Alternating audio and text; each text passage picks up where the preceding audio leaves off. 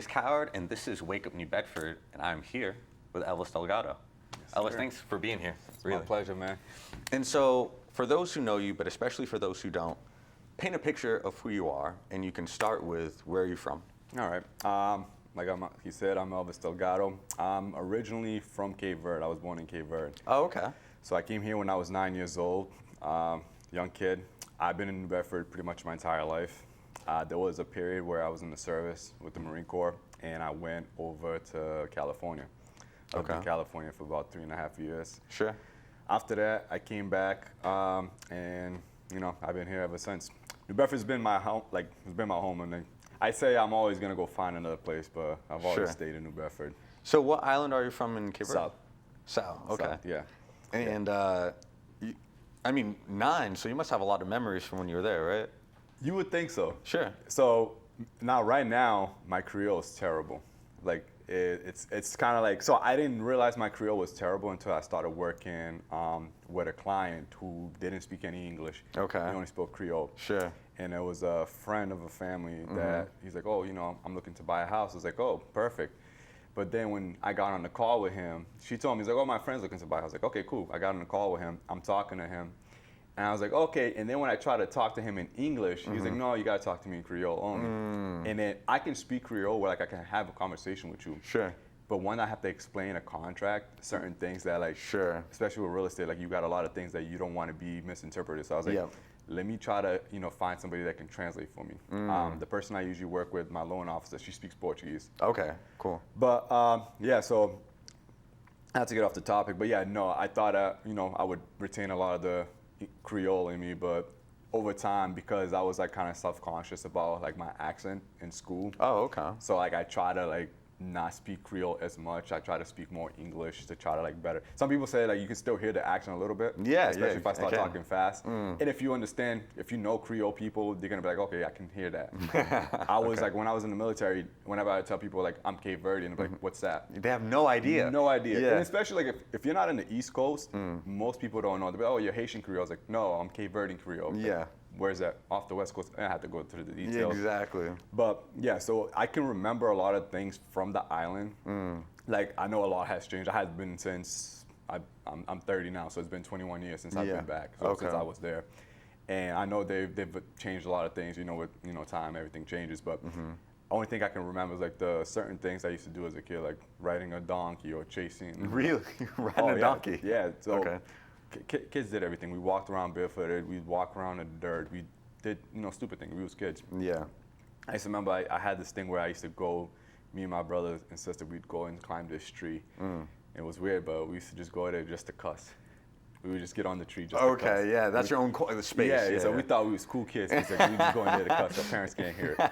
So, but I remember a lot of the little stores I used to get sent to, because when I was young, in Cape Verde, parents didn't care if you was old enough to go to the store. They sent you to the store. Sure.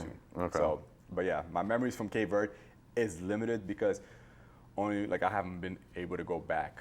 I haven't made the plans to go back. I can't say I haven't been able to. I just never made the effort to. So do you remember that transition coming to New Bedford, and was it a hard adjustment from Cape Verde? Oh, of course. Yeah, really. So when I first came here, it was in 2004, and it was in November. So you go from being in the hot, and when I tell you, the second I stepped out of that plane, that cold air hit me. It was bad. Yeah. And then the only word I knew was document. Because my uncle told me, he's like, when you get there, they're gonna ask you for documents. Just hand them these papers. Okay. Nothing else, just document. That was my first English word. Interesting. Document. Okay. So I came here. My dad met me at the airport, and then he gave me a sweater.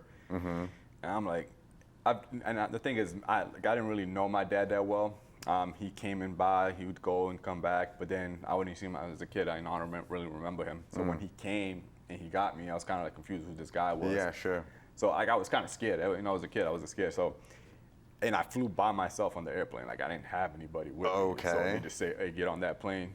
Somebody's gonna find you at the other end. Yeah. Cool. So I got on it, came, and then he found me there, and I didn't want to use the bathroom. I didn't know what the bathroom was. So I flew into Boston, and then from Boston we went to, he was living in Pawtucket. So it was a drive. And as I'm driving, I'm trying to hold in my pee for like the longest time. Sure. And then I'm like, dude, this is terrifying. I was like, and the only thing I wanted to try when I came here was a candy apple. I swear to you. So random. Okay. Because I used to watch a lot of like TV shows. Yeah. So I was talking about the anime, like Dragon Ball Z. I have Dragon Ball Z tattoos. Yeah, sure. Mm-hmm. Dragon Ball Z was an anime that showed in Cape Verde. Okay. And that was my first one I ever watched. And then during the breaks, they would show like commercials. And one of the commercials, like the carnivals here. And candy apple was always the thing. I'm like, wow. Yeah, sure. Even though it's just an apple, in my head, I thought I was like, wow, that's like amazing. The craziest thing. Exactly. Yeah. So I was like, I gotta try a candy apple. Till this day, I've never tried a candy apple. Really? I said I thought I was gonna do it because I was like, okay, but then I realized it's just like caramelized stuff on it, and I was like, I'm not missing much. Yeah, you're really not. Yeah. So I was like, that was a hype. I mean, as a kid, I thought that was like the pinnacle of America. So I was like, yeah, I'm gonna go and try me a candy apple. Never did it. Interesting. But, okay. Yeah. So when you came over, and you're talking about this adjustment period, was it? So what grade did you come in when you're 9? Is that like 4th grade for you? No, so my biological mother, she held me back from school because she wanted me to help her raise the other kids in the house. So we all lived with my grandmother in one house, and my aunt had her kids, my mother had other kids. So I was like the responsible one. Sure. Since I've been young, I've always been even though like I was the younger one, my sister was older than me, but I was still the responsible one. So I typically, took care of everything. So she kept me from going to school for like first year. So I didn't start school. I started school late. Sure. So when I came here, I believe I was in 3rd grade, and then because I started in Goma School. Sure. That was my first school because I didn't speak any English. I picked up English quick. It took me like a month and a half to learn English. Okay, that's quick. But I still had that accent. That's why I was like, I try to speak English as much. Like my mother who raised me, she would try to speak to me in English, and then my dad was the only one that would speak to us in Creole. Sure. And I would still talk to him in English just because I wanted to break that habit. I wanted to learn it fast. Okay. So, I was about 3rd grade, and then after that, I went to Duval School for 5th grade, and that's when I started like learning a lot more English, and yeah. We were talking a little bit about this off camera, but was it hard for you to make friends? Like, would you say you were a social kid, or how did making friends in New Bedford go for you when you first got here? Like I said, like I'm not somebody that's like me. I have to try to get out there because like right now, the kind of business I'm in, I have to be a social person. Yeah, exactly. I'm not a social person I'm saying like I'm not friendly. I'm not gonna go. If I know you, before I see you, and I know that you're genuine people, I'm gonna go up to you and I'll talk to you. Sure. Because typically nowadays, everybody you approach them, they have like some type of like, I don't know, facade. Like they want to be like the macho person, or females you approach them, they think that you're trying to approach them with some bad intents. Like so, like I always try to like divert from talking to people too much. But like if I'm in a crowd, I'll talk to people, I'll socialize. So it wasn't hard for me to make friends because a lot of the people like I knew a lot of like Cape Verdean kids, Portuguese people that were in the class with me. So like it wasn't like I was with just American people. Sure. So these are all people like learning English. I still one of my oldest friend is this kid Isaac. Isaac was a Portuguese kid, and me and him would get along great. And then everybody else is like just came natural. Like I still have a lot of like social media. I still have a lot of people that I went to 3rd grade with and 4th grade with. Okay. It's just like those people, like I met them and they kind of helped me adjust to like, because if you came here and you didn't have anybody to talk to, it'd be kind of hard. So I think it's a great thing that you can come in and you'll have like a bilingual school where you can go and you have people that you can talk to, and then you can be like, okay, they have an accent too, I have an accent too. It makes it a lot easier to transition. Yeah. But yeah, so it wasn't that difficult. Once I got the hang of like talking to people and like introducing myself, it was easy. So even at a young age, you still felt like there was a Cape Verdean and just like a diverse community in New Bedford? Yeah, no, 100%. Yeah. I mean, New Bedford is mainly made up of like, immigrants. Yeah, for sure. Yeah. I think it's great that, like, if I was to be, came from Cape Verde and went somewhere that there's no Cape Verdean population. Yeah, like Ohio or something. Yeah, exactly. I'd be lost. Yeah. Like the West Coast, nobody knows who you are. Yeah. But knowing that, in Cape Verde, New Bedford, you have all these people that you pretty much have the same thing in common with. Yeah. And it does make it a lot easier to socialize, and you kind of have something to communicate with people. So I can tell them about Cape Verde and they'll know what I'm talking about. Exactly. Everybody else have to sit there and explain what Cape Verde is. Exactly. So. So when you're in elementary, middle school, did you have a favorite subject or something that came easy to you? No, my thing is I never liked school. Okay. I don't like, so I said, so right after high school, I went into the military. I was like, I'm not gonna go to college. That was my thing.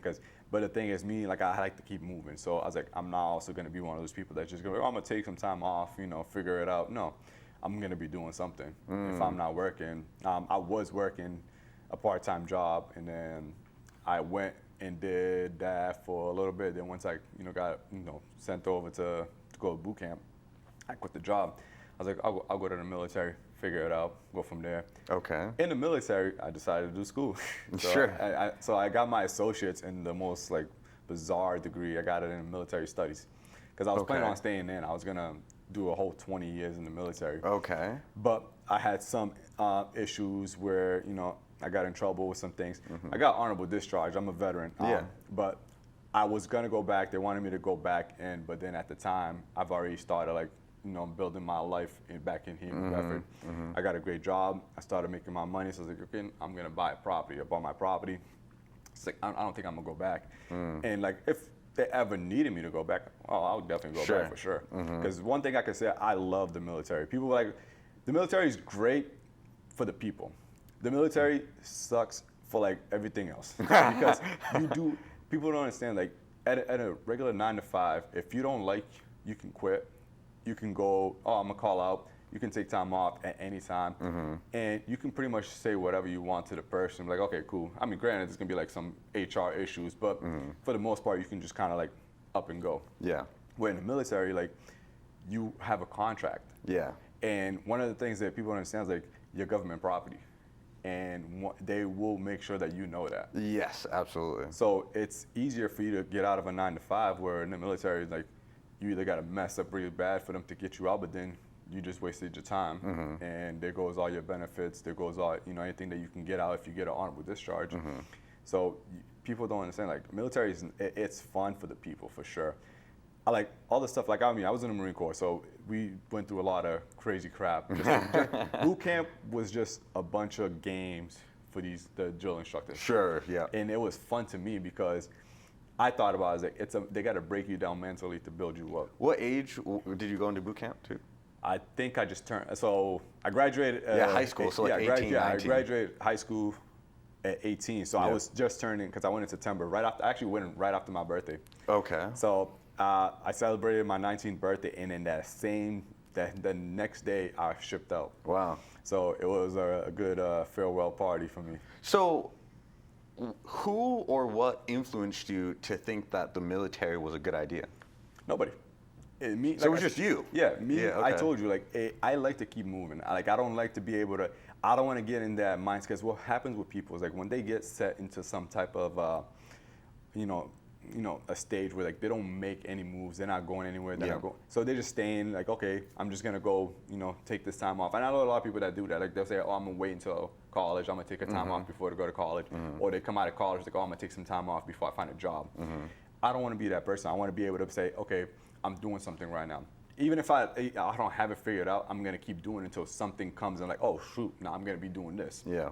So I just went up, and the way I did it is, like, they came to the school to do the ASVAB. And me, I love the way our uniform looks. What high school do you go to? Great New Bedford Voc Tech. Okay, it's a mouthful. No, yeah, it is a mouthful. Voc Tech. But okay, so you did the ASVAB. Yeah. Okay. So they came, they did the test there, and I was like, you know what, I'm gonna go take it. Mainly because I was trying to get out of class. Because the teacher's like, hey, if you guys want to go take the test, I was like, yeah, I'll go take the test. Why not? Yeah. So I went. I was like, if I pass, I'm gonna join. Okay. Passed the test. Didn't score the greatest, but I passed. So then I joined, and then I got with the recruiter. He told me what I needed to do. I was in good shape, so, like, I wasn't worried about it, because I used to do boxing training. Oh, sure. You know Wilson? Yeah, I know Wilson. Yeah, so Wilson was the one that got me into boxing. Like, really? Yeah, me and Wilson used to train together. So we used to go to the same gym at the Kilburn Mill. Sure. So we used to do a lot of running with it, and it kept me in shape. So I wasn't worried about the physical portion. I was like, my thing was like, it's gonna be, you know, mental. Yeah. If you go there and, like, me, I'm not somebody that breaks down So for somebody to sit there and yell at me, it's like, okay, you're gonna yell at me, but what is that doing? What are you gonna do? Words don't really mean nothing. If, you know, if you want to throw a hit, go ahead, but you're not gonna do it. You're just gonna yell. Yeah, exactly. They do a little bit of I know what you mean, though. Yeah. So I said, you know what? I can handle that. So I was physically fit to do it, mentally prepared. Some people there wasn't, and they wasn't physically or mentally. Yeah. And it shows. Like, there's not everybody. It's not. So they say 1% of Americans actually become Marines. Yeah. So I think it's less than 1% actually, because you know we're the smallest branch, but we're the toughest one to get into. But I just went for it and said, you know what? If I make it, I make it. If I don't make it, it wasn't meant to be. And so, was it really just by chance that because the Marines went to your school that you joined them, or like were you open? Did you look at any other branches? Okay. No. Like I said, the uniform, and I always go for what's hardest. Oh, really? Yeah. Okay. I always, no matter what it is, I always pick the hardest thing to get into. And now, why is that? Like, have you always been that way? What gave you that mentality? I don't know. It's always been like my thing. I always pick like something. Like right now, I'm still in the process because I ended up breaking my leg at work. Oh, yikes. At the job that I do. So I was in the process of doing the state trooper. And then somebody's like, oh, why don't you just go be a city cop? I was like, no, I heard the state trooper is a lot harder. So I'm going to go do that. So now I'm doing the whole process again. I'm waiting for them to come out with the list. My leg's good. I've been running. Sure. So doing that again. So like I go for whatever is going to be the top dog. And so right now, you're just doing real estate until you become a state trooper, you're saying? So real estate is actually only my part-time. Okay. So my thing is I try to do, like I said, I'm always go. You're busy, yeah. My full-time job is I'm a crew chief for an installation company. Okay, cool. So I work for a company called Homeworks Energy, and we just go to houses, we insulate. We do construction installation. I do that full-time, typically working 40 to 50 hours on that. Okay. But real estate still, because I want to be able to use real estate to kind of like help other people. And the reason why I got into the whole real estate was because when I first came home from the military, I stayed with my mom for a couple of months. And then I thought about it, I was like, you know what, let me go buy a place. I was going to use my VA loan, which, for veterans, you don't have to put anything down. I was like, I'll use my VA loan. When I signed up, I just, did a whole thing like everybody else. I Googled, and it gave me this Veterans United, something like that, and they assigned a random agent to me. Nice guy, but I could clearly tell that not everybody is interested in like helping you. Yeah. They it helps them, but it benefits them to help you because it helps them. Sure. So when I first started looking at properties, I told him, I was like, this is what I'm looking for. I want this, this, and this. And I gave him exactly what I needed as far as like, I wasn't too picky. So he's like, oh, yeah. And then he would always show me houses that did not fit anything that I was asking for. Okay. I was like, there was one house, and I remember because till this day I'm upset about it. I don't like bathrooms in the kitchen. That is like one of my things. Okay. I don't like a bathroom next to the kitchen. And anytime I go to open houses with my clients, and you pick whatever you want to pick. If this is the house you want, I'll help you get that house. Sure. No problem. But I don't like bathrooms next to the kitchen. And I explained that to him specifically. I was like, okay, I don't like that, so this is going to be a no for me. And it was right there, right next to the the stove. I was like, it's kind of weird.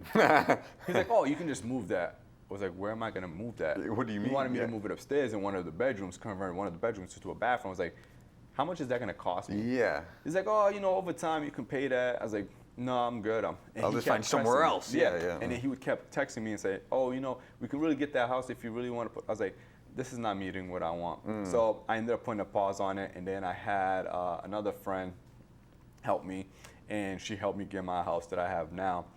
But after that, a couple months later, I was like, you know what? Let me get into real estate. I was like, again, same thing.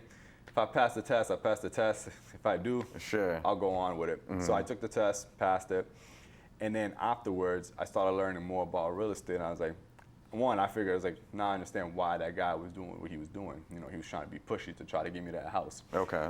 But not necessarily for my benefit, but more for his. Yeah. And then I also learned, I was like, I kind of overpaid for my house. Oh, really? Yeah, I think I believe I overpaid. Yeah, sure. And now knowing what I know, I definitely know that I overpaid. But it didn't really bother me because, I love my house. But it helped me get into real estate because now I have a goal to help other people. And that's when I wanted to do this program that helps veterans. Okay. So my main thing is like I wanted to make sure veterans, because veterans, believe it or not, are like one of the people that get taken advantage the most. Okay. And How so? So a lot of people don't know this. So like veterans, for example, if you get a veteran rating, that means you're getting a disability check. So I've known people who had the disability check pretty much taken from their bank account. Like somebody has control of their bank account. Wow. Okay. And I've heard about, I went to this Veteran Act meeting that happened at the Wheeling Museum not too long ago. Yeah. And it was like some guy, he was like the big up there that talks about like all the veteran issues. And one of the guys that he was talking about, he's like, yeah, my wife married me because he was 100% vet, married him to be able to get, because when you're a wife of a veteran, you also get benefits. Yes, So people don't understand, like, some people do, like, there's a lot of contract marriage in the military. Oh, yeah, huge. So they do that because it allows them to get the benefits. So he was telling me, and me, I was there to just pass on some information about the program that I'm doing, the Homes for Hero program. And I didn't even get a chance to do it because I was upset at the amount of people that were getting taken advantage of. And he was telling me about, he's like, yeah, she married me just so she can get a government job. So because she's a wife of a veteran, and now she's filing for divorce, trying to take my house. Yeah. And then everybody was telling their story how like a lot of them, they try to go for help, they're not getting the help. So I've been trying to get more involved with the community. That's why like when I seen Sean talked about you, and I've been seeing a lot of your posts, and I was like, appreciate it. I see a kid that's actually trying to do something for the community. And New Bedford's a small city. Yeah. So like I feel like if everybody kind of like did their part, we would be able to do so much for the city. Like I get it, New Bedford has this, their bad apples, but every city does. Yes. But people like tend to like, oh, New Bedford this, New Bedford that. It's like, but what are you doing to fix that? So we're just over here. You like to point fingers, but like you're not doing anything to help. So then I decided, I was like, okay, I don't do real estate because it's like my main source of income. I have 5 different sources of income. Okay. So for me to sit here and be like, okay, I can do this to help other people. So my main goal was so I started the Home for Hero program thing because I joined it because I seen it on social media, and I was like, what is this? So I looked into it, I did some research, I contacted the people, I was like, is this something that can help veterans? And it's like, yeah, it helps veterans. It also helps like first-time responders, first responders. Yeah. And the way the program works is like if you work with a real estate agent that's associated with the Homes for Hero program. So a little background story on the Homes for Hero. Yeah. 9/11, after the incident happened, they started that program because a lot of first responders, they were on site, and a lot of things happened. Yeah. It was a tragic event. So they wanted to do something that they can help give to people, especially for those that, that do a lot for us.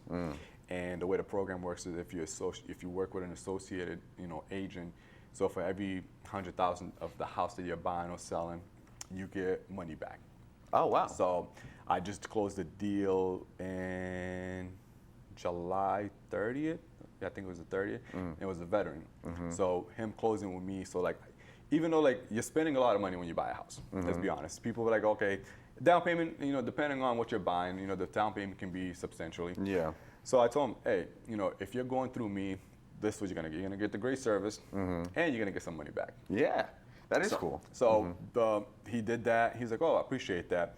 And I like it took us a while because to the point where like his pre-approval expired, and it's like, if your pre-approval expires and you have to do another one, it's not a big deal, but that means you've been looking for a while. Sure. So, but it's just because we was trying to find the right fit for him. Okay. But once he closed on the deal, so after he closes and everything is signed, he gets a check from the Homes for Here. So it comes out of me, so I'm paying 30% of my commission. I'm giving it back to them. Oh wow. So then, but legally I can't just give him 30% of my commission. Yeah. So what I do is I pay the Homes for Heroes, and then they in turn write a check to him. Sure. For his service. So I think he made off for like $2,500, something like that. It's not much, but it's something that after you just close on a house, you just put a ton of money down. Yeah. Sometimes you're like, okay, cool, this is gonna give me a little bit of breathing room. You can go buy some furniture. Yeah. You can get some paint, whatever it is that you need to do. It does help. So that way, it's a way to give back to them. So when I learned about it, I was like, you know what, this is something I can actually use to help veterans. but it also helps, you know, nurses, doctors. That's amazing. Police officers, anybody that's a first responder, and even teachers. So I'm trying to get in touch with people, and I seen that you're trying to do the school committee. Yes, absolutely. I thought that was great, dude. Thank you. I really see. I'm not a person that votes, but I'm gonna start voting because, like I said, I can't be just pointing fingers. I gotta start doing something so that would kind of help the community more. Absolutely.